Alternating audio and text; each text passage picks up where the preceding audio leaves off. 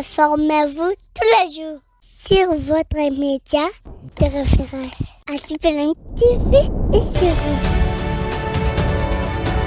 Grand témoin.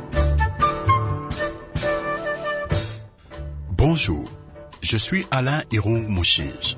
Dans Grand Témoin aujourd'hui, André Kitenge reçoit Jean Bakomito, gouverneur de la province du Haut-Uélé. Qui est Jean Bakomito?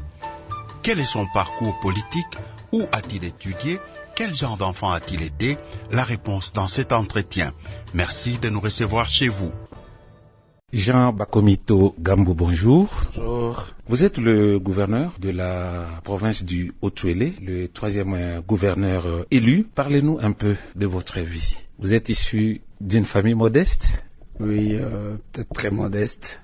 Mon père était dans les affaires, dans la FEC depuis beaucoup d'années. Plus tard, il est devenu bien sûr député provincial, mais ma mère est dans une société de café. Bref, dans le secteur agricole, mes parents étaient vraiment plongés dans ce secteur, bien sûr avec de hauts et des bas, avec la chute du secteur agricole dans le pays. La situation a été un tout petit peu difficile.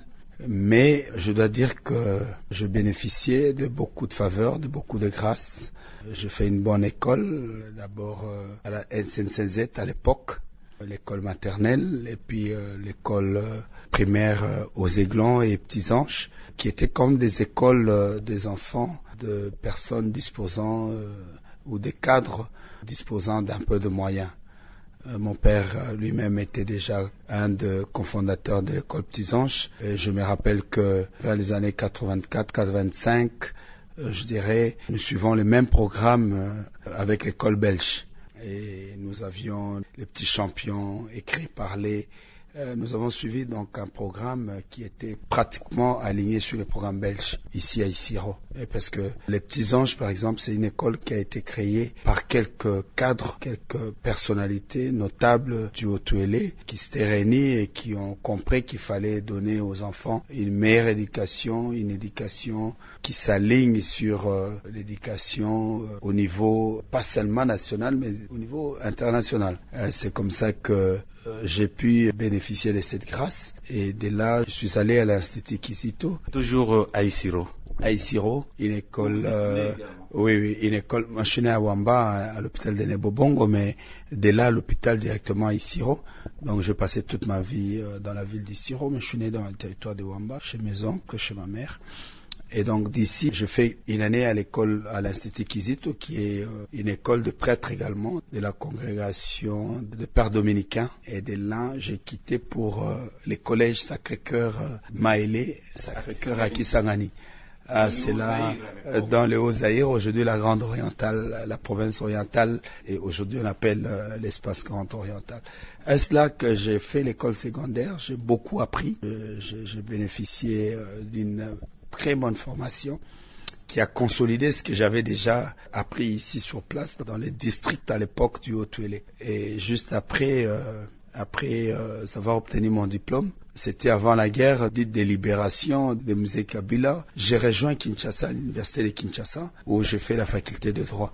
J'ai fait les maths physiques, mais je pouvais faire l'économie ou la polytechnique, mais les droits m'ont beaucoup intéressé. La justice, c'était un de ma passion. Et c'est comme ça que, après avoir obtenu ma licence en droit, j'ai dit prêter serment comme avocat, parce que je voulais être un peu dans une profession libérale. Et j'ai prêté serment déjà, je crois, en 2004. Vers la fin 2005, je prêtais serment comme avocat au barreau de Kinshasa Matete. Et de là, j'ai été appelé au ministère de la Défense, où j'ai été assistant du vice-ministre à la Défense. C'était déjà la période de la transition avec le 1+4. Et là, vous commencez déjà à faire votre entrée en politique. Donc, j'ai eu beaucoup de grâce. Juste, je prête serment, je termine, je prête serment et je rejoins le ministère de la Défense. Et vite, je n'ai pas fait 6 mois, j'étais rappelé au ministère des Affaires étrangères comme secrétaire particulier du ministère des Affaires étrangères. Vous savez, c'était pendant la transition. J'étais aux côtés du ministre Ramazani Baya. un grand homme. Vous vous rappelez encore ce diplomate qui a connu un accident à l'époque dans l'exercice de ses fonctions, qui a demandé que ses immunités soient levées afin qu'il réponde à la justice et qui plus tard est revenu comme ministre des Affaires étrangères après les accords de Sun City. J'étais déjà aux côtés de lui. J'étais tout jeune, j'ai beaucoup appris. J'ai fait l'académie diplomatique en RDC comme en Afrique du Sud et devenu diplomate juste à la fin vers 2016. Je suis allé comme conseiller d'ambassade. J'étais nommé conseiller d'ambassade de la RDC en Ouganda. D'abord à Prague et puis en Ouganda. Et j'ai préféré aller en Afrique plutôt que d'aller en Europe.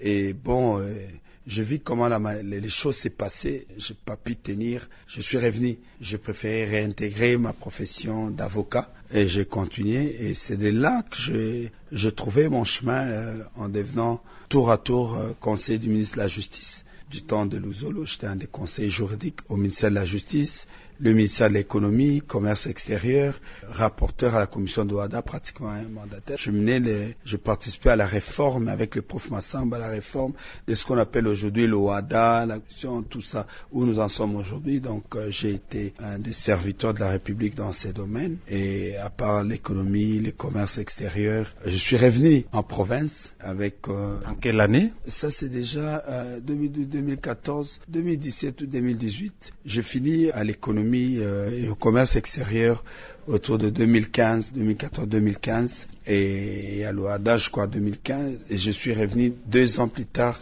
en province où j'ai occupé successivement le poste de conseiller principal en matière juridique et directeur des cabinets du gouverneur de province du Haut-Ouélé, le docteur Jean-Pierre Lola qui s'en a des rêves mémoire.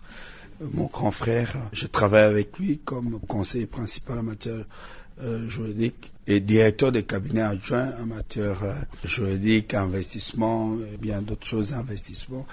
Et de là, je rejoins le Sénat. J'ai eu le privilège et la grâce d'être élu par les députés provinciaux en 2019.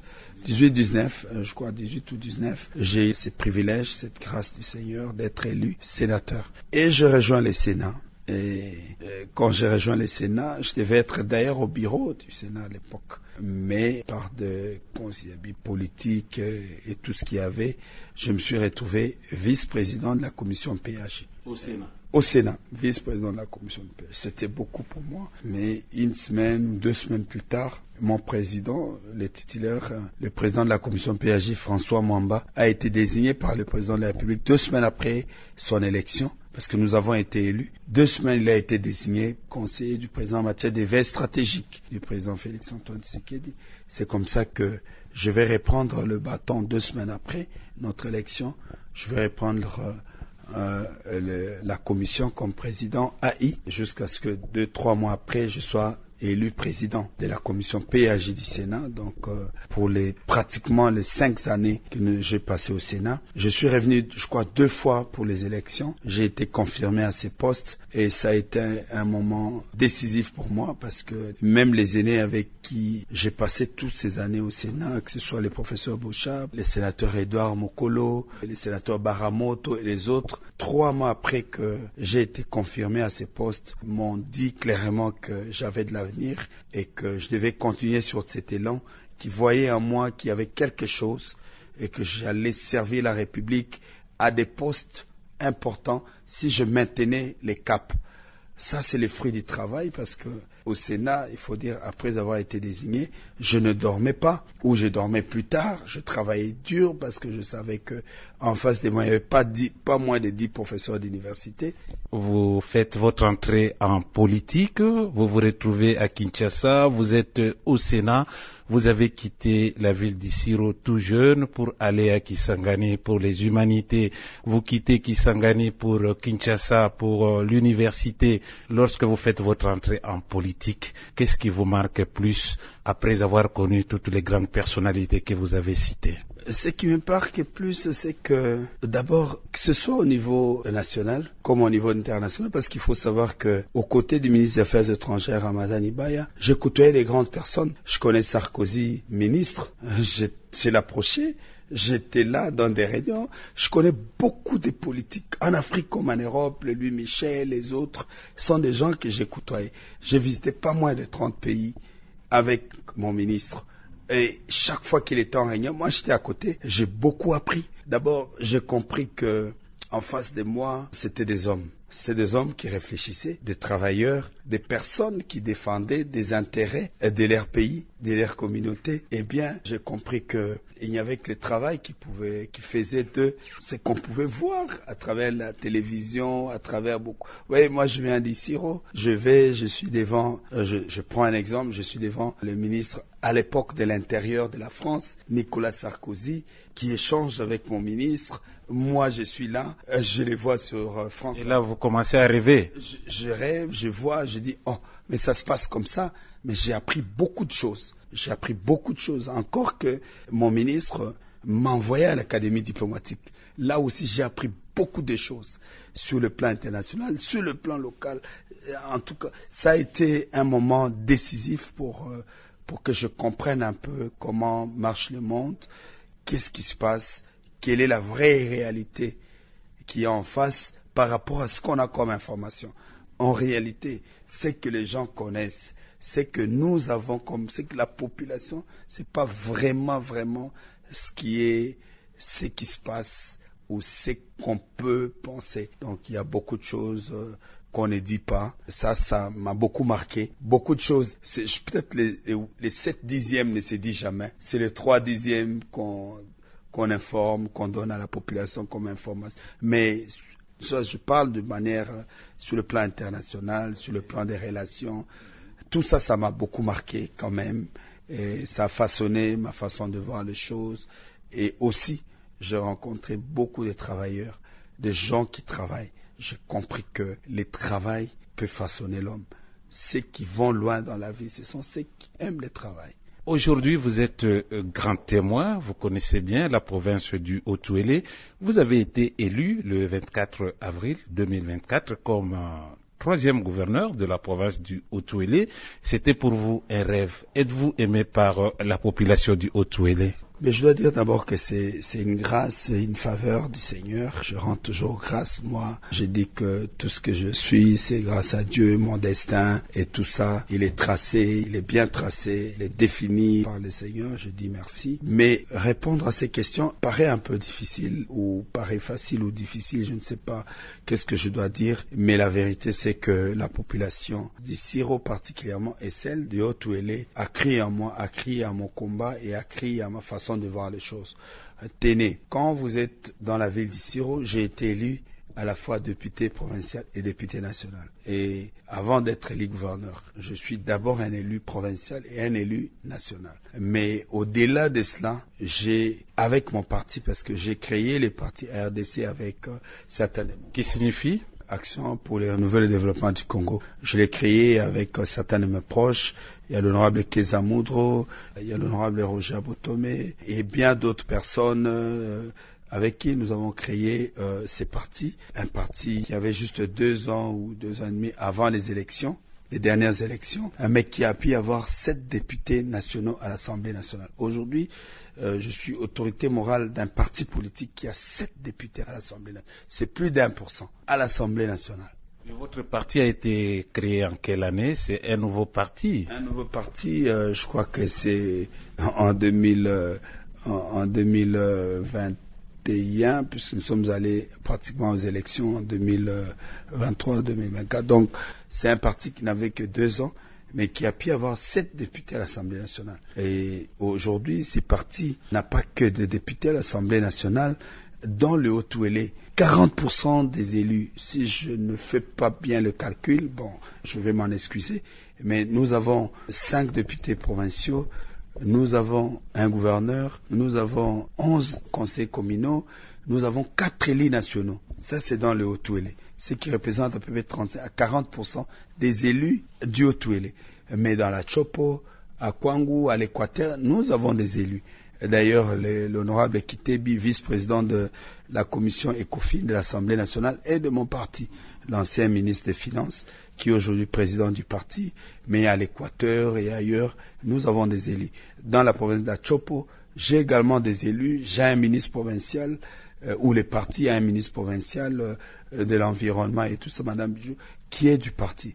Donc nous avons, en 2 ans, 3 ans, nous avons fait un exploit, mais qu'il faut capitaliser pour que nous allions de l'avant. Je tiens à préciser que de l'histoire de la Grande Orientale, parce que moi je plaide beaucoup pour la Grande Orientale, je suis défenseur de la Grande Orientale, au-delà du démembrement que nous devons respecter parce que constitutionnel et tout ça, mais j'ai toujours estimé que comme les grands Katanga, tout ça à travers leurs associations le font, nous également nous plaidons pour que notre espace soit développé, l'ex-province orientale, au Zaïre soit développé, qu'il soit représenté et bien d'autres choses. Et donc il faut dire que c'est une première, un fils de la Grande Orientale qui crée un parti avec 7 députés nationaux, 1% et virgule quelques, avec autant de députés, avec en tout et pour tout, à Kinshasa aussi, donc en tout et pour tout, j'ai autour de 28 à 30 élus comme ça, sur l'ensemble communaux, provinciaux et nationaux. C'est quand même une première, ça ne s'est jamais fait. J'estime que c'est une grâce du Seigneur, mais également une confiance qui m'est faite de la part de la population, et surtout de la Grande Orientale, et même à travers la République, parce que je parlais par exemple de l'honorable Kitebi, qui est du banc de l'honorable Ndebou, qui est de l'Équateur, ainsi de suite. Donc c'est un peu ça. Radio Kapi, grand témoin. Dans Grand Témoin aujourd'hui, André Kitenge reçoit Jean Bakomito, gouverneur de la province du Haut-Ouélé. Vous êtes le 3e gouverneur élu. Que retenez-vous de vos 2 prédécesseurs? Une question difficile, mais je vais m'efforcer quand même à répondre. J'avais des relations particulières avec le gouverneur Lola d'Aires Mémoire. J'ai passé un peu de temps avec lui comme collaborateur. Et je l'ai accompagné pour qu'il soit élu. Et il a demandé à ce que nous travaillions ensemble. Après beaucoup d'hésitation, je l'ai quand même rejoint parce que au début je n'avais pas je ne voulais vraiment pas trop revenir. Mais après je suis quand même venu. J'ai travaillé avec lui. C'était un homme un peu exceptionnel, très intelligent, très intelligent, un politique aguerri qui m'a aussi beaucoup aidé dans ma manière de voir les choses. Vous savez, il était trop philanthrope, je ne sais pas si c'est les mots, mais c'est quelqu'un qui utilisait tout ce qu'il avait comme avoir pour soutenir sa base, soutenir la population. Et il pouvait accepter de ne pas donner l'argent à sa famille, à ses proches, mais répondre aux besoins des autres. J'ai été trop marqué par cette façon de faire les choses, que j'ai vu également chez le ministre Ramazani Baya, qui était pratiquement mon mentor, et ça m'a beaucoup aidé dans la vie. Même après que le gouverneur Lola soit parti, après ça, j'ai encore appris beaucoup de choses. J'ai vu que ce que je voyais, l'appui qu'il apportait aux différentes structures, à la population, était au-delà de ce que je savais. J'étais très surpris et voilà, j'ai été vraiment trop touché par la qualité de ces grands hommes, Ramazani Baya, qui m'a aidé, et qui m'a introduit dans les milieux, pas seulement national, mais international, qui a fait de moi un diplomate. Et que vous savez, la diplomatie, c'est quelque chose de très particulier. C'est pourquoi quand je vois les ministres, par exemple, des Affaires étrangères, Wagner, la manière dont elle travaille, ce qu'elle apporte dans la situation dans laquelle nous sommes, tel qu'elle matérialise la vision du chef de l'État, je suis toujours émerveillé. Ça me fait penser au combat qu'avaient mené le ministre Ramazani et les autres pendant la transition pour que le pays retrouve, après la guerre, retrouve sa place. Vous avez beaucoup cité Ramazani Baya, c'est votre mentor, votre modèle? Je vous dirais que il m'a beaucoup aidé. Parce que, vous savez, les politiques peuvent vous appeler à côté d'eux, mais ils ne vous forment pas. Par contre, Ramazani Baya m'a envoyé à l'académie. J'ai fait l'académie diplomatique, pas seulement au Congo, mais en Afrique du Sud. Je suis un diplomate formé.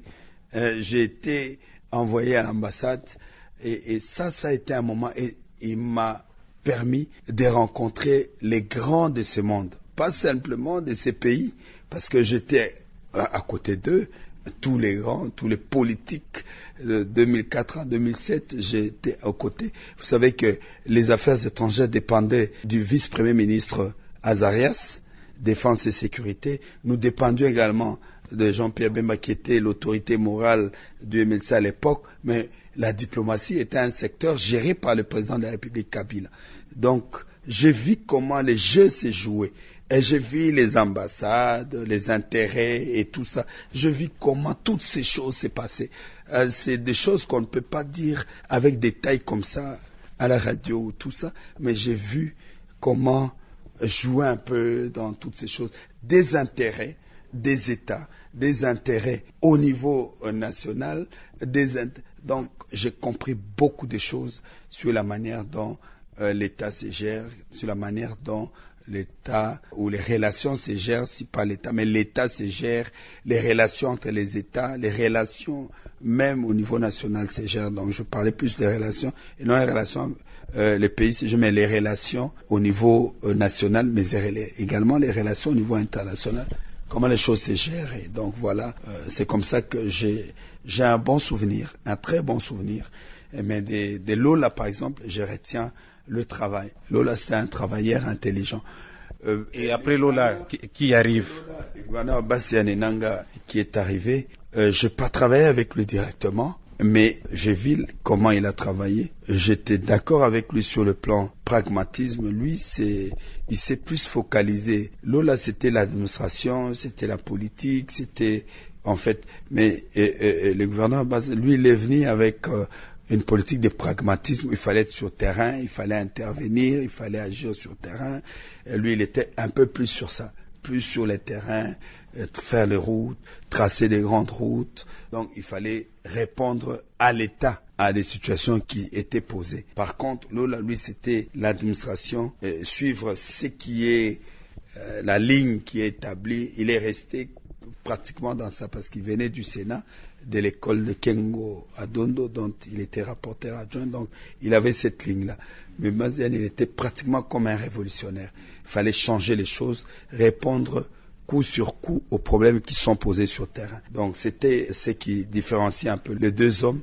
Mais s'il faut dire, en général, on a essayé d'apprendre et de comprendre un peu sur quel point chacun d'eux essayait de jouer sur le plan politique. Aujourd'hui, vous êtes gouverneur de la province du Haut-Ouélé. Quels sont les bons souvenirs que vous gardez de tous ces hommes que vous avez rencontrés pendant votre parcours politique surtout, et quels sont les mauvais aussi? Bon, je dirais, vous me posez des questions un peu difficiles sur lesquelles je ne voudrais vraiment pas trop répondre. Les bons souvenirs ne peuvent pas manquer. Les bons souvenirs, c'est la formation, la rencontre de grands hommes, les échanges avec eux. Même si je n'intervenais pas directement, mais j'ai entendu ces hommes parler. Je parlais de Sarkozy tout à l'heure, je parlais de Louis Michel, il y en a beaucoup d'autres. Mais également, sur le plan national, j'ai entendu beaucoup de gens. Pendant la transition, vous avez tous ces belligérants qui sont rentrés, travailler ensemble. Moi, je les ai côtoyés, j'ai été aux côtés d'eux. J'ai appris beaucoup de choses qui m'ont fait grandir, qui ont changé ma façon de voir les choses. Et pour moi, c'est un grand souvenir parce que j'ai quand même un parcours un peu spécial. Je vous ai dit que je suis passé par plusieurs ministères. Les ministères des souverainetés, vous avez les affaires étrangères, la défense et tout. Ce sont des ministères des souverainetés. Et au-delà de côtoyer les hommes, j'ai beaucoup appris. Et même quand je suis allé au Sénat, je me suis distingué par le travail. Par le travail. Je vous ai dit que les aînés, les Mokolo, les Baramoto, qui sont pratiquement mes papas, les Bochab et les autres, les aînés, tout ça, m'ont dit clairement, à moins de 3, 4, 5 mois que j'avais de l'avenir, que je devais continuer sur ces chemins, et qu'ils ont accepté que je sois président de la commission politique. En fait, c'est plus facile de le dire, mais la chambre haute du Parlement a occupé la fonction du président de la PAJ. À mon âge, j'étais tout jeune. Quand je dis tout jeune, c'est pas que j'avais 32 ans, tout ça, j'étais à peu près j'étais commencé mes quarantaines d'âge, mais ce n'était pas donné parce que dans la chambre, il y avait des gens très compétents que je connaissais. Vous avez déjà le professeur Bochab en face de vous. C'était un ancien président de l'Assemblée nationale. Vous avez le ministre de la Défense Chiquez. Vous avez, il y avait assez de monde, le professeur Kabuya Lumuna. Vous avez beaucoup. En tout cas, il y en avait beaucoup. Les Mukolo, les Matata Pognon, il y en avait beaucoup. Le prof Bahati, le maître Alexis Tambwe Mwamba. Je peux citer, vous verrez que j'étais en face de moi. Trop de bons souvenirs. Trop de bons souvenirs. En fait, les étapes que j'ai traversées m'ont fait fond de moi un homme travailleur, aguerri, et je ne pouvais pas paniquer parce que même quand je les retrouvais, j'avais déjà en amont rencontré les grands de ce monde. Je connaissais, je vous ai dit ici, je connaissais Sarkozy, ministre des Affaires intérieures. Les discussions, moi j'ai participé. J'étais avec l'ambassadeur Ngouèche, les ministres et les autres. Je participais à des grandes réunions que je n'avais pas peur de me retrouver en face de tout ce monde. Sinon, ce serait compliqué. J'allais mourir des complexes. Mais moi, je connaissais les grands de ce monde. Déjà en 2005, 6, 7, je connaissais les grandes personnalités de ce monde, les grandes figures. Moi, je les ai rencontrées aux côtés de mon ministre. Parce que les pays venaient de la guerre. Il fallait approcher les grandes puissances, tout ça, pour préparer les élections, pour rassurer que les pays est rentré dans la voie de la démocratie, que les belligérants se sont retrouvés, qu'ils sont qu'il faut soutenir le Congo, il faut donner l'argent pour les élections, il faut. Donc, moi, j'ai été vraiment aux côtés de mon ministre. Je ne sais pas, chaque mois, je ne sais pas si j'ai voyagé moins de 3 fois. Pas moins de 3 fois, tout le mois, 2 ou 3 fois, je partais avec mon ministre à gauche, à droite. Les auditeurs risquaient de dire que Jean Bakomito est en train de se vanter trop, en parlant des bons souvenirs, mais les mauvais. Mais avant de répondre aux mauvais, il faut d'abord dire que je mets tout ça comme une grâce. Moi, je n'ai pas mérité tout cela. C'est juste une grâce. C'est pas que je suis plus compétent ou je ne sais pas. Non. J'ai dit tout à l'heure que je rendais à tout moment grâce à Dieu parce que ça a été une grâce et même une faveur de la part du Seigneur. Et j'ai eu la chance d'être appelé par ces différents hommes, que ce soit Ramazani, que ce soit Lula, que ce soit d'autres, Chevine et Moyato, qui m'appelaient à l'économie, et bien d'autres personnes, Cécile Teta et tous les autres qui m'ont appelé à la justice et partout. J'ai quand même eu cette grâce, et je ne peux pas, n'est-ce pas, rester calme par rapport à tout ce que ces gens m'ont fait. Mais c'est juste une grâce et une faveur du Seigneur. Mais, et quand il faut parler des mauvais souvenirs, les mauvais souvenirs, on les a toujours. J'ai eu, quand j'étais, par exemple, au ministère de la Justice, quelques incompréhensions et j'ai démissionné. C'était pas facile de démissionner. On est conseiller juridique du ministre de la Justice et on dépose la démission. Pourquoi? Oui, bon, à cause des incompréhensions, moi je n'aime pas les tiraillements. Quand j'ai vu que ça n'allait pas, je préférais écrire au ministre, les remercier et dire que je me retirais. Et je payais mon billet, je suis venu à Isiro pour ne pas être là, pour ne pas déranger. Je suis revenu à Isiro. J'ai continué mes enseignements parce que je suis chef de travaux à l'université. Je me suis donné à l'enseignement et à d'autres choses. Essayer un peu de mettre à côté tout ça. Ça, ce sont des mauvais souvenirs. Il y a d'autres mauvais souvenirs. J'étais aux affaires étrangères. Puisque le ministre Ramazani était du MLC et que j'étais à ses côtés, il y a eu beaucoup d'attaques. Vous savez, après les élections, il y a eu la guerre contre Kabila, contre Jean-Pierre, si je peux dire comme ça. Et avec cette guerre qu'il y a eu, je me suis retrouvé pratiquement pris en sandwich. Donc, il fallait rappeler les gens, il fallait tout ça. Aux affaires étrangères, tous les gens qui étaient avec Jean-Pierre, il fallait rappeler, on ne peut pas le laisser. J'ai compris moi-même déjà, diplomate de formation, avec ce que j'ai appris, j'ai dit non, si je restais en Ouganda, ils vont toujours me soupçonner d'être tout ça, il fallait rentrer absolument. Et même le ministre qui est venu là, non, les gens des Jean-Pierre doivent rentrer. Et je me suis précipité à rentrer au pays. Donc ce sont des mauvais souvenirs où des gens, des Congolais, des compatriotes sont pris en étau ou sont pris comme ça, sont attaqués simplement parce que ils ont travaillé avec X, Y, qui ne sont pas de telle obédience ou telle obédience. Ça, ce sont des choses sur lesquelles, au Congo, nous devons beaucoup travailler parce que quand on a une fonction, on travaille pour les pays. On ne travaille pas pour des individus, mais pour les pays. Et ça, les Congolais, je m'excuse, mais on n'a pas encore bien intériorisé ces choses. Ces frères et sœurs, quand ils travaillent, ils ont des fonctions. Ils travaillent pas pour des hommes, mais pour les pays. Et quand, même si ces personnes passaient, il faut bien faire la différence pour savoir. Certainement, il y a certains qui débordent la manière de faire, certains qui ont des passions exagérées sur des choses qui sont liées pas au pays, mais qui travaillent pour des individus dans leur philosophie et tout ça. Il faut faire la part des choses pour éviter de ce que nous avons vécu et certains vivent encore ces choses-là. Vous vous rappelez encore de vos amis d'enfance qui, par exemple? Bon, j'ai beaucoup d'amis d'enfance. J'ai par exemple Dadi, un ami qui travaille chez Vodacom, qui essaye de travailler et de donner le meilleur de lui-même.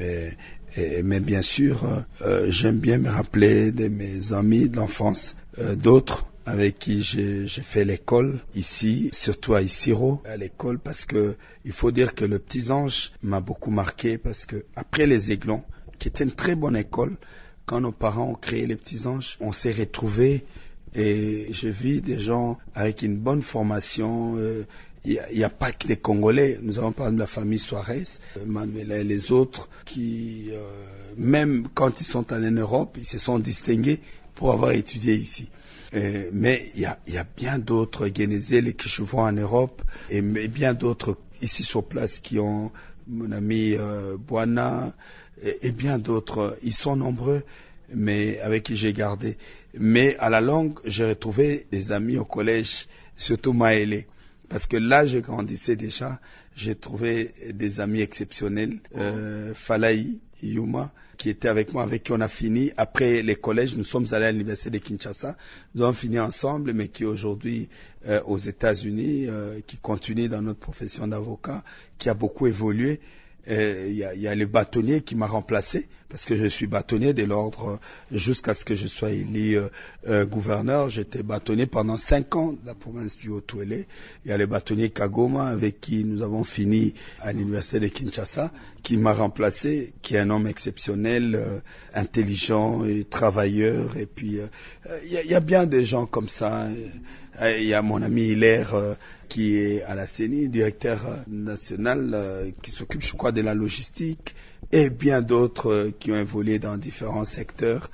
Il y a mon ami Chabir Lusangui, avec qui j'étais au collège, qui est dans les business, dans les affaires. Il y a bien de gens que je retiens encore de bons souvenirs, qui ont beaucoup façonné également ma façon de voir les choses dans la vie. Le grand témoin.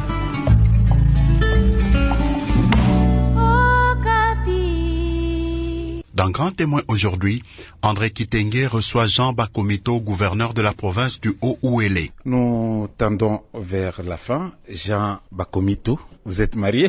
Oui, bien sûr que je suis marié, je suis père de 2 enfants. Ils sont tous présents à Isiro? Ma famille, elle vit à Kinshasa, mais elle est régulièrement ici. Ma femme est souvent ici. Mes enfants, surtout l'aîné, il vient souvent ici. Il est déjà presque en train d'obtenir son diplôme d'État. Donc il est dans un système qui ne me permet pas de les déplacer souvent, mais il est souvent ici avec moi. Il m'accompagne. Ils sont souvent présents ici pour me soutenir et pour être là, présent dans ce que je fais. Ils comptent beaucoup pour moi et ils m'encouragent souvent et chaque fois qu'ils sont là, ça me fait beaucoup de joie. D'abord, les enfants doivent absolument connaître d'où je viens. Qu'est-ce que j'ai fait, comment j'ai grandi, dans quelle maison je suis passé, les écoles et tout ça. Et je voudrais bien les apprendre à aimer l'agriculture, à être présent dans ce que j'ai fait. Parce qu'aujourd'hui, le Haut-Touélé, les choses ont beaucoup changé. Quand je grandissais, j'ai vu mes parents plus dans l'agriculture. J'ai vu que les hommes stables de la province du Haut-Touélé, à l'époque district, c'était ceux qui étaient dans les champs. Mais il y avait déjà l'or. Il y avait déjà la Sokimo, mais on ne parlait pas trop de la production de l'or. C'était à l'époque où on disait le Haut-Touélé, la capitale de l'or vert. Et ça m'a beaucoup marqué. Vous allez voir que dans mon programme, j'ai beaucoup saisi le message du chef de l'État ou sa vision qui veut qu'il y ait revanche du sol sur le sous-sol. Et je me concentre fortement sur ça. Aujourd'hui, quand vous allez par exemple à Itaï, vous trouvez notre germeau pépinière avec 1000 hectares de café, de cacao, 500 hectares. Nous travaillons sur ça. Et les choses avancent très bien. Mais également, je suis en train de travailler pour que dans chaque entité, nous en avons 45 entité territoriale décentralisée. Chez Ferry et Secteur, nous sommes en train de travailler pour 150 hectares pour avoir à la fin de l'année 6000 hectares à peu près et faire de la province du Haut-Uélé le pionnier en matière de relance agricole. Donc, dans la vision du chef de l'État en matière agricole, nous sommes déterminés à faire en sorte que dans les 2 ans que nous sommes la première province, nous allons donc diversifier notre économie en essayant de mettre un accent particulier, un peu de moyens dans l'agriculture et faire en sorte que nous n'ayons pas des concurrents. C'est-à-dire que moi, ce que je ne veux pas, c'est que je ne supporte pas trop, c'est que je passe à la radio, je passe dans les médias, parler de la vision du chef de l'État sans la matérialiser, sans une action concrète. Ça me dérange. Je suis fils d'un agriculteur, mon père est dans l'agriculture, j'ai vécu, ma mère et mes parents m'ont élevé grâce au secteur agricole où ils étaient impliqués. Donc moi, je voudrais bien que l'agriculture puisse nous aider à relever de nouveau la vie au niveau du Haut-Uélé. Et moi, je suis très rassuré que c'est ça réellement matérialiser la vision du chef de l'État. Je l'ai dit tout à l'heure, et permettre que dans 3 ans, aux côtés de l'or vert, qu'on le voie, l'or jaune, l'or vert, permettre au Haut-Uélé de devenir l'une des meilleures provinces de la RDC. Pendant votre temps libre, qu'est-ce que vous préférez plus ? Le sport, la musique, et si c'est de la musique, laquelle? Bon, je vais quand même répondre. Je dois dire que j'aime bien passer un peu de temps avec des gens qui me sont proches. J'aime bien échanger, discuter. J'aime bien entendre ce que les autres pensent de ce que je fais. Et au-delà de cela, c'est vrai que j'aime bien la musique. J'ai un peu de temps pour suivre un peu l'actualité. J'aime bien suivre l'actualité, pas seulement nationale, mais internationale. Quand je suis la RTNC ou les autres chaînes nationales, je dois rapidement suivre l'information à l'international. Pourquoi? Parce que après tout ce que j'ai connu, je connais l'impact de la politique au niveau international sur la politique nationale. Donc, même quand je me réveille, quand j'ai un peu de temps, chaque heure, si je peux suivre les informations, je combine toujours l'information nationale à l'information internationale. Ça me permet d'avoir un résumé, de mesurer la température et de voir comment les choses évoluent parce que, je dois le dire, nous sommes maintenant dans un monde incertain où les États chacun essaie de voir ses intérêts au détriment de tout ce qu'il peut y avoir comme intérêt des autres. On est dans un monde où les gens se permettent, où les dirigeants se permettent de violer les règles internationales, envahir les États, prendre des espaces, récupérer ce qu'on peut récupérer comme territoire, menacer les autres. Nous sommes dans un monde très incertain au jour d'aujourd'hui. Donc, il faut bien suivre l'information pour savoir où on va, qu'est-ce qui va se passer demain et quelle est la situation réelle sur le plan. Mais comme d'habitude, on doit toujours avoir un peu de détente avec un peu de musique chrétienne, mais également la musique chrétienne. Il y a beaucoup qui interviennent, il y a l'ombongo, il y a beaucoup qui interviennent, mais également la musique que l'on dit profane ou mondaine. J'aime bien Piana et bien d'autres artistes. Mais bien sûr, j'aime bien. Mais il y en a beaucoup. Eve Soukali, il y a beaucoup. Il y a Gerban Donoble, il y a Kine Bougé. En fait, j'aime bien l'artiste Julien Piana, que j'apprécie, c'est mon artiste préféré. Mais il y a beaucoup d'autres artistes comme Kofi qui font des chansons exceptionnelles. Vous avez par exemple la galerie. J'aime bien entendre lorsqu'on dit je pense à ma vie, ils sont tels, mais nous, c'est l'amour du prochain, c'est l'amour du travail qui fait de nous ce que nous sommes. Nous venons de loin et tout ça. Ce sont des chansons comme ça que j'apprécie, Lengouli, et il y a beaucoup de titres, La vie, avec Adolphe, Voyage. J'aime bien chanter quand même, Voyage, cette chanson-là que j'ai toujours chanté quand j'ai un peu de temps. Bien des titres, donc voilà, et j'aime bien les sports. Je suis vétéran, ambassadeur des vétérans du Haut-Touélé. J'aime bien cette famille des vétérans, ils sont solidaires, ils sont merveilleux. Oui, les vétérans d'Issiro, qu'on appelle CSVI. Je suis membre depuis beaucoup d'années. Ils ont fait de moi un ambassadeur, leur ambassadeur, et j'apprécie beaucoup et je suis trop à l'aise quand je suis avec eux. Ce sont des gens merveilleux qui viennent de partout, de tout le... en fait, vous trouvez tout le monde, les fonctionnaires de l'État, les menuisiers, les coiffeurs, les tailleurs, les magistrats. En tout cas, vous trouvez cette multitude de personnes qui se retrouvent autour d'un moment agréable, vous faites du sport, ils s'amusent après. J'ai trouvé vraiment, c'est une des structures, ou la meilleure structure que j'ai trouvée dans la vie, où les gens s'apprécient, où les gens passent des moments ensemble sans tenir compte réellement des positions sociales des uns et des autres. Et je trouve qu'il y a plus d'amour sincère dans les vétérans que dans beaucoup d'autres structures où c'est plus une question d'intérêt. On est bien avec celui qui a une fonction, on est bien avec celui qui est tel et tel, mais différent des vétérans. Quand on est dans le terrain, on est dans ce qu'on appelle le troisième mi-temps, c'est vraiment de l'amour fraternel et ça m'a beaucoup aidé. Ils m'ont beaucoup aidé dans ma carrière, dans ma façon de voir, dans la vie humaine et dans la manière de voir les prochains, dans la manière de vivre avec les prochains et même des relations. J'ai créé beaucoup de relations dans les Haut-Touélé grâce à cette structure des vétérans, mais également au niveau de l'enseignement. J'enseigne, je pense, à l'université de l'Ouélé où je suis chef de travaux également. J'ai appris à connaître la formation, m'a beaucoup formé aussi. J'ai des cours, j'ai quelques horaires de cours de manière exceptionnelle, mais ça m'a permis d'apprendre aussi beaucoup du côté scientifique. Ça a beaucoup contribué à ma carrière parce que je vous dis par exemple que je suis passé président de la PAJ. C'était du travail et vraiment du travail. Jean Bakomito, troisième gouverneur de la province du Haut-Touélé. Aujourd'hui, ça fait déjà une année depuis votre élection à la tête de la province, mais 8 mois de prise de fonction. Quelques réalisations marquantes dans votre province. Merci beaucoup.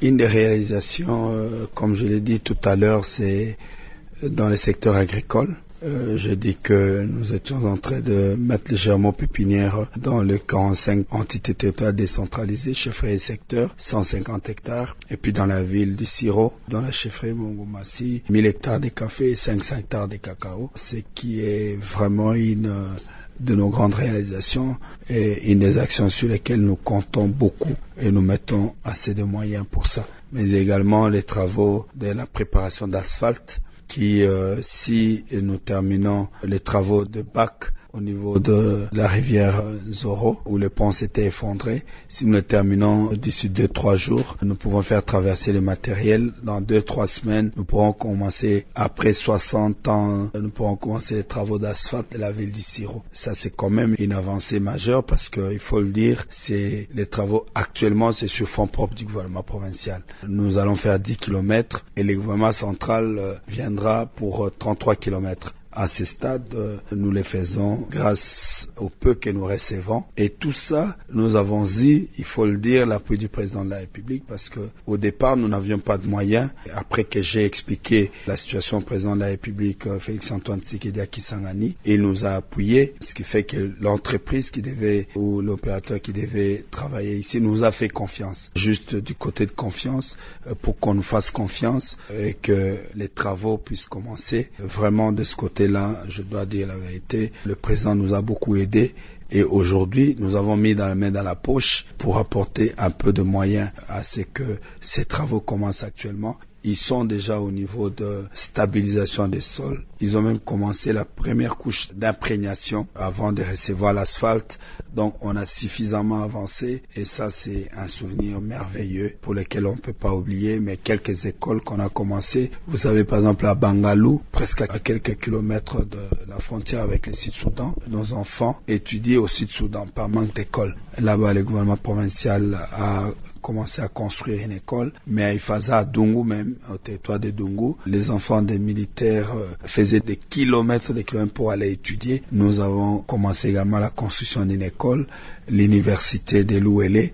Nous travaillons pour refaire le bâtiment administratif et quelques auditoires, l'amphithéâtre. Bref, ces différentes interventions dans les secteurs et très prochainement Niangara. Dans le territoire de Niangara, nous avons lancé la voirie urbaine, mais nous comptons lancer l'usine de transformation des jus parce que là-bas il y a assez de fruits et bien d'autres actions qui nous intéressent au-delà des routes parce que nous sommes lancés sur la réhabilitation de 7 axes routiers. Route nationale RN25, RN26, route provinciale 426, route de décès ici au Niangara, Mungwere, Wamba. Donc, quand je vois tous ces travaux en une année, je me dis quand même que nous avons suivi les conseils et les orientations du chef de l'État qui, après nous avoir investi, nous avait quand même demandé de suivre une ligne et de nous atteler sur ce qui est essentiel, les infrastructures et l'itinérance, pour comprendre les besoins de la population et pouvoir y apporter des solutions concrètes par rapport à la situation exacte de ce qui est fait dans le Haut-Ouélé, comment la vision du président Félix Antoine Tshisekedi est matérialisée dans la province du Haut-Ouélé.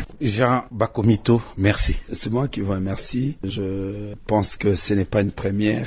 Et il faut bien que de temps en temps qu'on parle de ce que nous faisons. Merci beaucoup pour ces moments passés ensemble. Je crois avoir répondu tant soit peu à vos préoccupations. Je vous remercie.